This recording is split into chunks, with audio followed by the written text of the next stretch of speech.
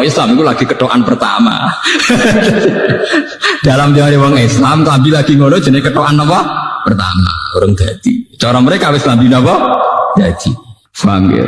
Kalau kamu sudah bisa berpikir kayak saya, sudah berpikir kayak Quran, itu benar-benar ma'anzalna alaikal Qur'anan apa? Litasqa. Bahwa konsep Quran, resep Quran itu tidak membawa celaka, bahkan membawa kesejahteraan di dunia apa? Wal akhirah. Jadi masalahnya kita sebagai pelaku muslim, sebagai kiai, sebagai ulama, sebagai tokoh Islam, banyak sesuatu yang dilarang Islam tapi menjadi mental kita. Kayak susah, itu barang haram ra ketara. Tapi pembunuhan sejati itu pembunuh sejati susah. Berapa potensi manusia yang dibunuh oleh sifat galau, sifat napa susah. Makanya Kanjeng Nabi sampai a'udzubika. Sebagian riwayat itu inna aksaroma. Sungguh Nabi sangat sering sekali isti'adzah, minta bau reksa, minta perlindungan dari sifat napa susah. Susah itu pembunuh sejati. Ya, sementara ning Jawa walian wong soleh ciri utamane gampang susah. Bahaya. Akhirnya sing wong dolim duwe prestasi, sing wong soleh gak duwe prestasi. Maka tidak berlaku fastabiqul khairat. Dan ini termasuk kriminal. Semalane kula seneng wonten hadis wa idza zaharatil fitan wal bid'u falyuthiril alim ilmahu wa illa fa alaihi la'natullahi wal malaikati wan nasi asma. Contoh mudah itu sekarang. Dulu ketika kita miskin, bangsa Indonesia miskin, itu ketika era Soeharto itu orang bilang karena bangsa kita itu SDM-nya rendah. Muni SDM, pokoknya tersangkanya itu petani SDM. Tapi ketika kejahatan perbankan terungkap zaman rame-rame kasus BLBI, itu sampai 1.000 triliun. Pinten 1.000 apa? Triliun. Itu orang terus tahu semua bahwa ada sistem yang salah dalam tata negara kita, sehingga kita yang miskin tambah apa? Miskin. Artinya lumayan ketika ada aktor intelektual yang membongkar kasus itu lumayan. Artinya lumayan itu ya betul sebagian kemiskinan kita karena SDM itu serasa dibakas ya betul, sekarang betul.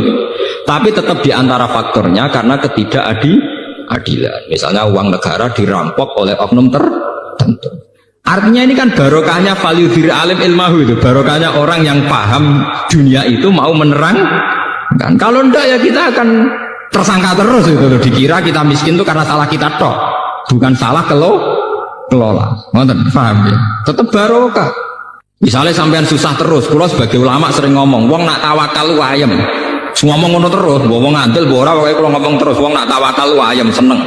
Kono wong susah terus, nggih kula karek ngeki resep, salam gak tawakal bar lumayan tuh. Karena ada kaidahnya, berarti yang susah tidak melakukan sifat napa? Tawakal. Misalnya pulau sebagai ulama akan ngomong terus, sodako itu penting. Nah tapi boleh duit angel dikekno wong gak iman, terus ulama marahi. Yang kamu kasihkan orang itu yang abadi, karena nanti kamu panen di akhirat. Ya, kamu panen apa? Di akhirat. Justru yang kamu pakai pribadi itu rawan tidak abadi, karena kadang nuruti nafsu. Sehingga kita mulai punya tradisi, sing dikekno wong, itu sing abadi. Ya kita akan ngomong gitu terus. Jangan sampai rumus sedekah ini kalah dengan rumus ngunggolek duit angel kok diajar kok ngekei. Wow. Karena yang ngomong gini tuh ngomong terus, wong medit tuh ngomong terus. Ya jangan-jangan ulama kalah, ulamanya juga harus ngomong sing mbokekno wong dadi sangum ning akhirat. Jangan sampai sing medit kampanye golek duit angel-angel dikekno wong meracuni ulama, sementara ulama ra iso mempengaruhi pikirane wong medit. Iku ulama kualik gitu, ya paham? Mestinya ulama sing mengaruhi wong awam, ora kok wong awam mengaruhi ulama. Itu pentingnya fastabiqul khairat. Itu juga butuh kompetisi dan butuh kontinu. Artinya ya kudu ngomong terus. Falyudhri alim napa ilmu. Kula nu seneng Gus Dur itu bukan karena saya kutus boten. Saya itu dalam banyak hal ya tidak cocok dengan Gus Dur. Tapi kalau cocoknya mergo ngomong terus. Coba berapa ratus wacana yang karena digulirkan Gus Dur wong bakas. Nah jare bakas ora kudu cocok. Tapi barokah dibakas tetap dadekno intelek. Mulane kula semua ulama itu kudu ngomong terus. Kowe keliru lah pokoke dadi intelek. Ya barokah dibakas kan. Barokah napa? Dibakas. Mulane diarani ana bahsul masail. Masalah itu kalau dibakas tetep diarani intelek. Senajan to ora tau ana solusine. Artinya yang penting ini balik pentingnya ulama omong ya gunanya yang ngomong niku Ya akhirnya tetap ora putus, tapi kan lumayan. Ono proses intelektual, ono proses transfer informasi, ono proses pendidikan. Ngomong ya penting. Tapi yang bermutu loh, mau kan value diril alim ora jahil loh. Anak jahil ngomong malah ngaco ono masalah. Ngalim yo ngalim yo ngalim. Dulu tuh orang tidak tahu yang namanya intelijen itu apa, konspirasi itu apa. Gara-gara dibokas itu ya akhirnya uang bro. Coba berapa ilmu yang karena didiskusikan di TV, karena ada dialog, orang tetap menjadi intelek, tetap mau nak hikmah, tetap mau apa? Dan itu tradisinya Quran hadis. Sesuatu itu didiskusikan, diulang-ulang. Bahkan Quran piyambak beberapa kali satu ayat sampai fabi ayyi alai rabbikum apa? Tiga-tiga diulang. Nanti kalau seneng Gus Dur ora kok perkara mesti bener gitu. Dia seneng ngomong nih. Nah, serang ngomong bahaya.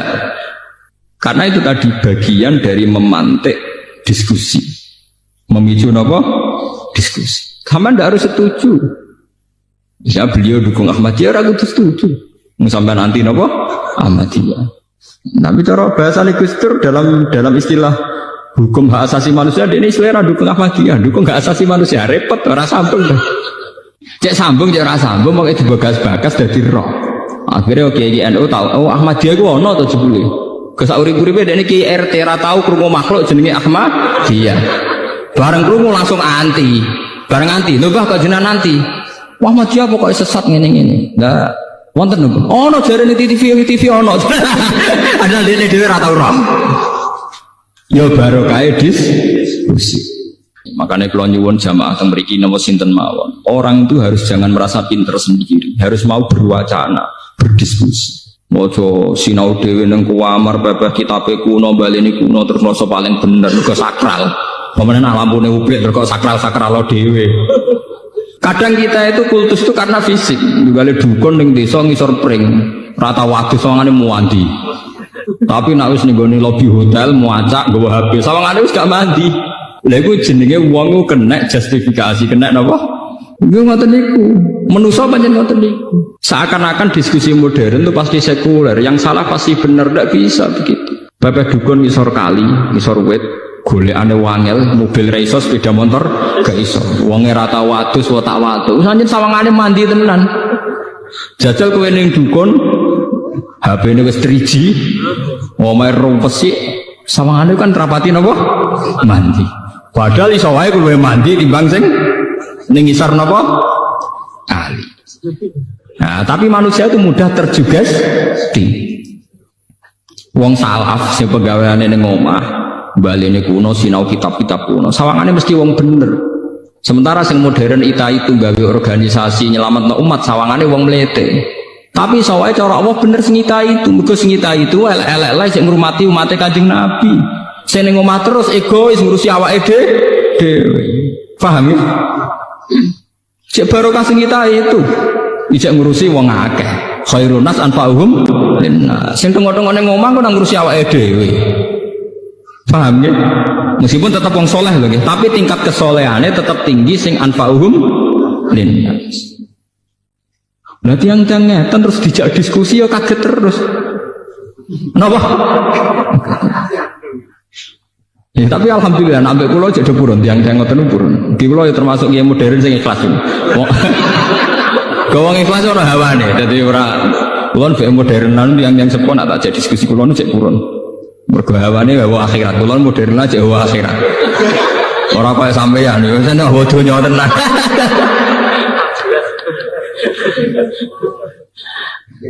Mun kula bali malih. Ma anzalna 'alaikal qur'ana litashqa illa tazkiratal liman yakhsha tanzilam mimman khalaqal arda was samawati wal ardh. Terus mriki wonten masalah napa nggih? Masalah teologi Islam Ar-Rahmanu 'alal arsis tawa. Ngaten kula terangaken. Dalam ayat-ayat yang zahirnya itu ada pensifatan Allah sing mirip dengan makhluk. Misalnya ada ayat ya duwahi fawqa napa aydihim, tangane Allah itu luwih kuat timbang tangane makhluk. Ana ayat Allah itu lungguh bersinggasana duduk bersinggasana ning atas singgasana kerajaan Ar-Rahmanu 'alal arsis tawa. Nabi Musa didhawuhi pangeran walitus na'a ala aini. Sa, kowe tak ingeti mripatku terus. Jare pangeran, sa, kowe tak ingeti mripatku terus. Ayat-ayat yang kayak ini yang secara zahir ada kemiripan Allah dengan makhluk, niku dalam teologi Islam disebut ayat mutasyabihat. Ayat-ayat sing zahire Allah serupa kalian Allah makhluk. Padahal jelas-jelas aturan pokok dalam mensifati Allah niku jelas-jelas laisa kamitslihi napa syai'un. Allah tidak ada samanya. Atau dalam istilah populer Allah mesti mukhalafatul lil hawadisi. Nah, tengene surat Ikhlas istilahnya walam yakul lahu kufuwan ahad. Allah tidak ada sing ngembari. Lah akhirnya ulama itu ya mau butuhe ra kembar. Akhirnya ana loro meneh, iki diskusi meneh. Jare ulama salaf takoki Imam Ahmad ditakoki Imam Malik, apa Allah di tangan yo duwe wong dawe Allah ya duwe fakon apa aitihim. Ra koyo kita ya ora koyo tangan. Jawa de mripat ya duwe ra koyo kita ya ora koyo mripatan. Allah lungguh ning singgasana iya ya lungguh, ya ora koyo lungguh. Lah ulama kholaf luwe intelek. Asline ora pati paham tapi pokoke sawangane intelek. Jadi ya duwai fauqa aithihim kinayatun anil kudrah was sultanah. Maksudnya ora tangan tapi kekuasaan. Itu bahasa persemon, kinayah mbok majas cara Jawa. Jadi maknane tangane Allah, maknane kekuasaane Allah. Paham nggih? Lah ana saniki wonten ayat Allah duduk di singgasana kerajaan, maknane bertahta. Tunggali misalnya raja baru diangkat kan dikatakan raja bertahta, duduk di atas singgasana. Padahal pasti bener mbek ngadeg loh. Raja itu saat dinobatkan jadi raja mbek lungguh mbek ngadeg. Tapi istilahnya duduk di atas singgasana. Maknanya bertahta. Iku jenenge takwil. Nggih, jenenge napa? Takwil. Lah nek Allah disebut Allah kagungan meripat, maknanya kagungan penglihatan. Meskipun tidak meripat sing lahu hadaqatun sing kados kita duwe teleng, duwe retina, duwe bola mata dan sebagainya. Intinya dua ulama ini sepakat pokoknya tetap harus mukhalafatul hawadisi, bahwa Allah itu tidak kayak kita.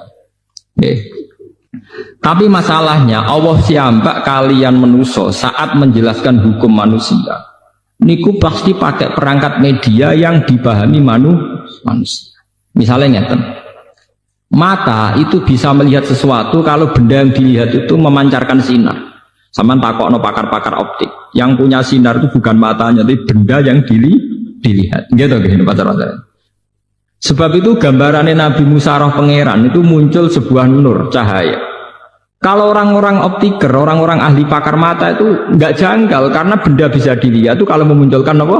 Sinar atau cahaya. Tapi malah santri-santri sing lunak-lunak wong Islam sing ortodok malah bahaya. Berarti Allah rupa nur. Nur sinar padane kaya listrik kaya lampu. Malah keliru. Dalam teori-teori penglihatan, nggih, wong-wong optik darani sesuatu yang dilihat bisa dilihat itu karena ada unsur apa? Cahaya. Makanya maknani cahaya jangan makna lugu koyok Allah merupakan koyok lampu koyok apa mboten. Tapi piye wae critane Nabi Musa sing ngeten iki dimanfaatno iblis. Iblis itu ngendikane Syekh Abdul Qadir niku nate ngaku teng ngarepe Syekh Abdul Qadir beberapa wali niku digagalkan kewaliannya oleh iblis. Mergo iblis beda-beda dadi nur koyok ning gambarane pertemuane mbek Nabi napa Musa. Nggih, koyok pertemuane kalian sinten?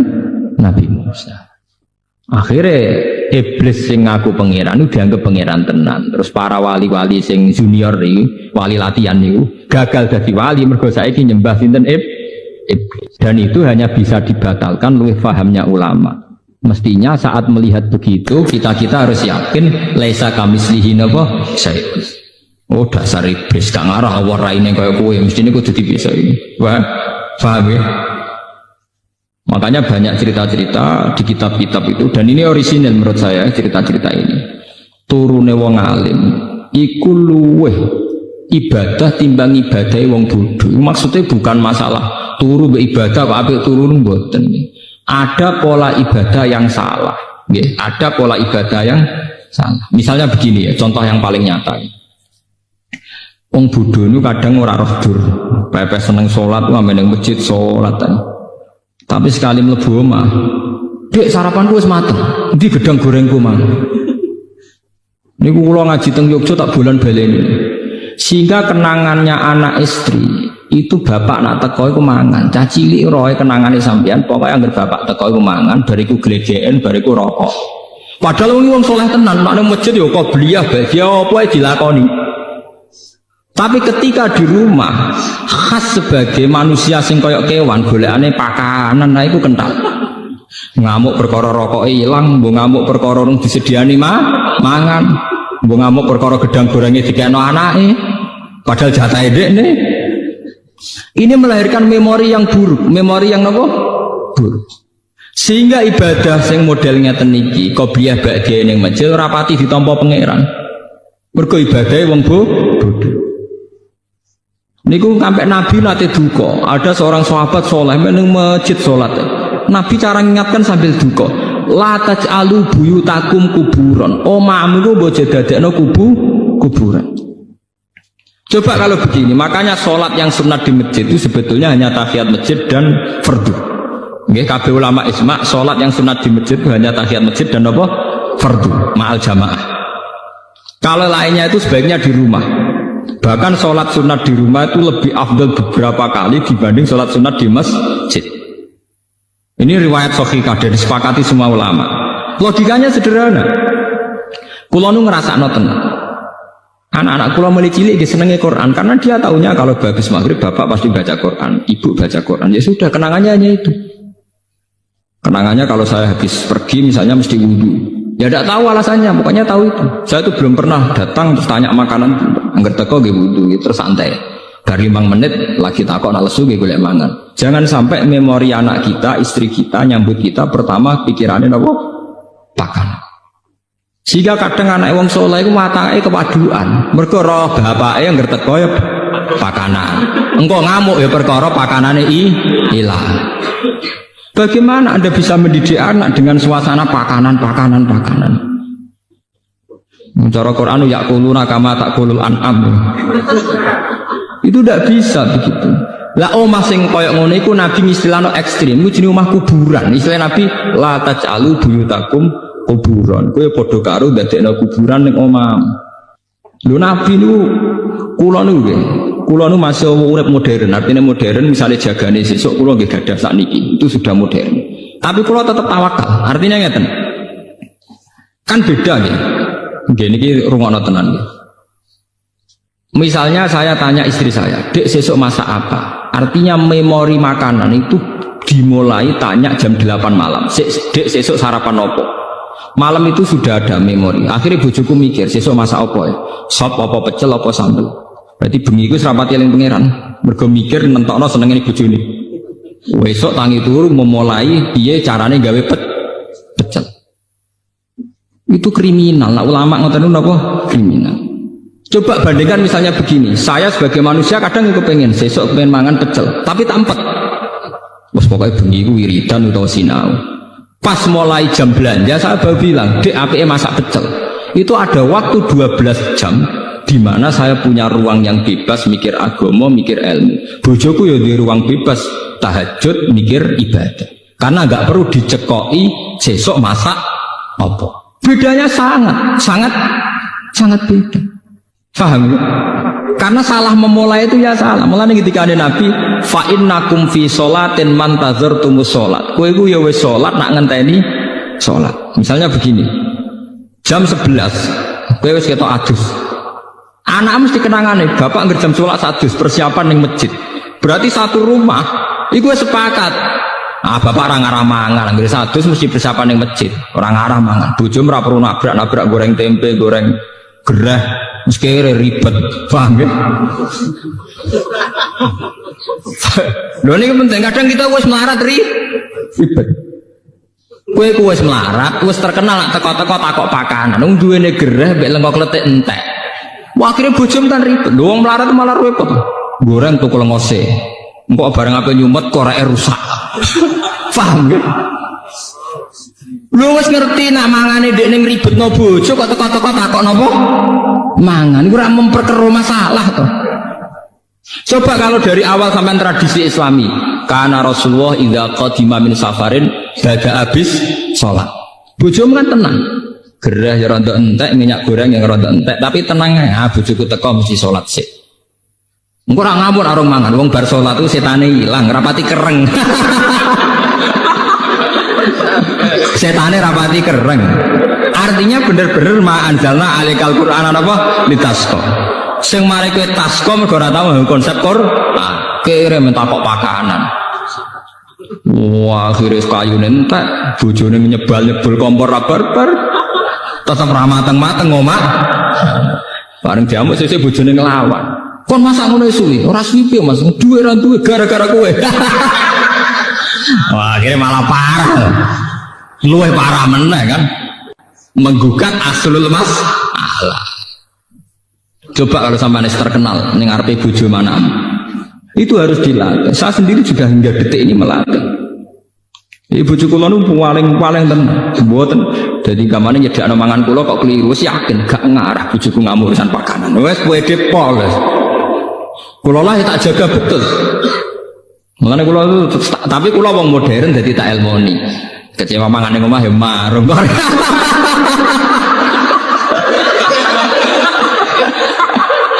Kok repot. Tapi yang penting kan menjaga harmonisasi keluarga.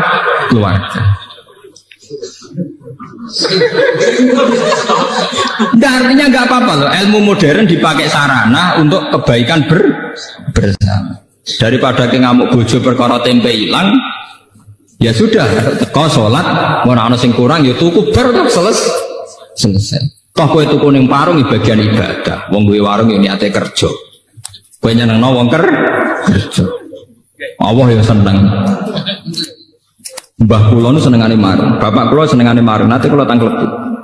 Cara ulama itu kan marung kadang pantangan. Tapi nak bapak kula, mbah kula termasuk guru kula gak seneng marung, tak takoki. Wong gawe warung, api-api wong. Artinya dekne melawan cara mendapat rezeki secara jalan pintas. Makanya Kanjeng Nabi menghormati betul wong kerja. Ketika Nabi ditanya ibadah terbaik itu apa? Jawab Nabi amalur rajul biyadihi. Orang bikin warung itu artinya melawan mencari rezeki lewat prostitusi. Orang bikin toko itu artinya melawan mencari rezeki lewat maling dan lewat jalan pintas. Maka proses-proses perdagangan ini menurut Islam semuanya dianggap ibadah. Karena sama saja melawan bentuk nyari rezeki lewat jalan pintas. Tapi kita kadang sebagai kiai itu bodoh, nganggep wong di warung kedunya. Wong di toko gede napa? Kedunya. Kayak seneng ya monis wong liya gitu. Mbok tenang, sal Nabi piyambak itu memberi apresiasi penghormatan yang tinggi. Nabi ketika ditanya ibadah terbaik itu apa? Amalur rajul biyadi. Nabi pernah ditanya ayul kasbi atyab qol amalur rajul biyadihi wa kullu bai'in mabrur. Semua perdagangan itu ibadah.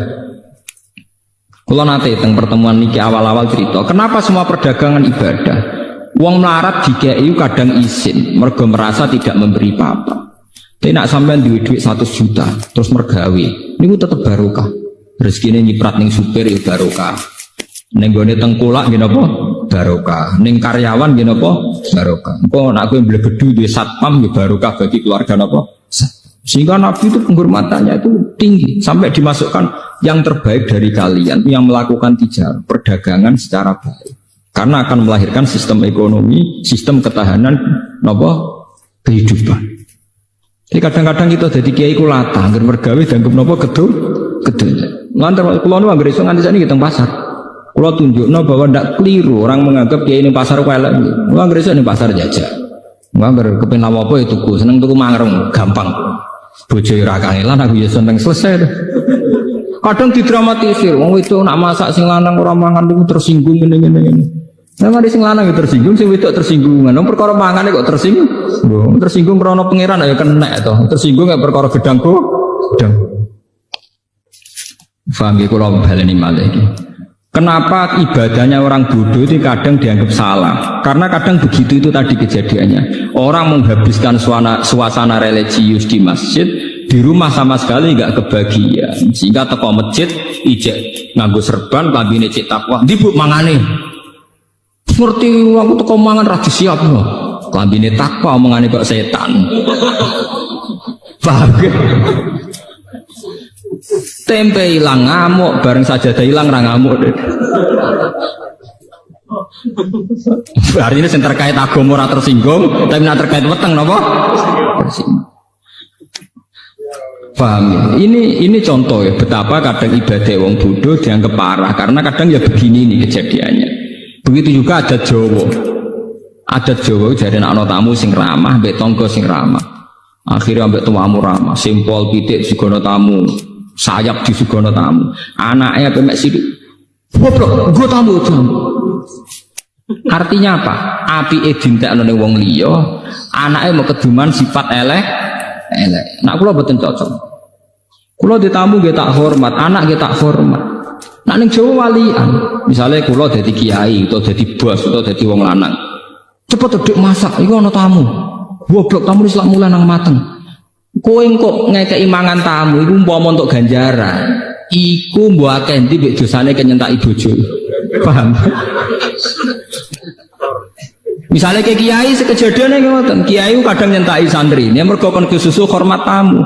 Umpama hormat tamu itu ibadah, tapi ambek ngomak ngamuk itu bahkan di dosane, paham?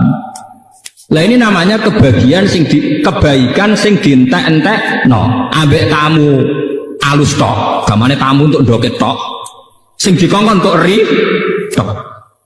Lah iku ora oleh cara Islam kudu seimbang. Tunggale mau ning masjid. Masjid untuk sholat fardu, untuk qobliyah, untuk ba'diyah, untuk deresan Quran. Bareng tok omah, bakasane gedang goreng, yuk kopi, yuk teh. Dadi omahe tersinggung. Cara tanah sing ning omah napa terus. Dadi yo cah bareng amen bakas gedang goreng wek. Makanya Nabi dawuh, kesunatane sholat iku gonta-ganti nggon. Sing ngendikane Nabi, perbanyaklah tempat-tempat sujud. Dengan demikian saksi kamu nanti di akhirat banyak. Sehingga kalau kamu sujud di masjid, masjid bersaksi. Kalau kamu bersujud, nanti di rumah ruang tamu sujud, ruang tamu kamu ya bersaksi bahwa saya pernah dipakai sujud. Di kamar kamu juga sujud, kamar kamu bersaksi bahwa saya pernah dipakai sujud. Nah ini pentingnya ngawang alim. Maksudnya ini kalau cerita, kenapa kadang ibadah yang bodoh dianggap salah? Orang kok salah ibadah boten, kadang ora roh dur, paham ya? Ora roh napa? Boten ibadahnya nggak apa ibadah. Tapi akibat dari salah kaprah ini melahirkan tradisi sing jomplang. Hormat tamu berlebihan, ning jero sentak-sentak. Ning masjid religius kok malaikat sekali doa koyok setan. Nah itu yang dianteni Nabi itu nggak boleh. Sampai Nabi ngislano la taj'alu buyutakum napa kuburan. Omam iku aja dadekno napa kuburan. Nah, kalau kita sudah bisa begitu pasti ma anzalna alikal qur'ana napa litas. Lane sakniki dilatih. Kula pun ngelatih pada diri saya. Misalnya sampean pengen masak sesuk apa, jangan bicarakan malam ini, nunggu sampai besok. Itu Nabi detek. Nabi yang luar biasa. Mulane kula percaya tenan Nabi Muhammad nabi. Percaya tenan. Detek. Lho Nabi nu mboten nate tangklet sesuk ana sarapan to ora. Sehingga sampai menjadi hukum fikih poso sunat itu ora perlu niat dinepno. Nggih, poso sunat itu ora perlu nginepno napa? Niat. Kejadiannya sederhana. Logikanya gampang. Dalile itu kanjeng Nabi agar esuk lagi takok. Cara mriki nggih 6:30, waktu duha 6:30. Sah. Ono sarapan.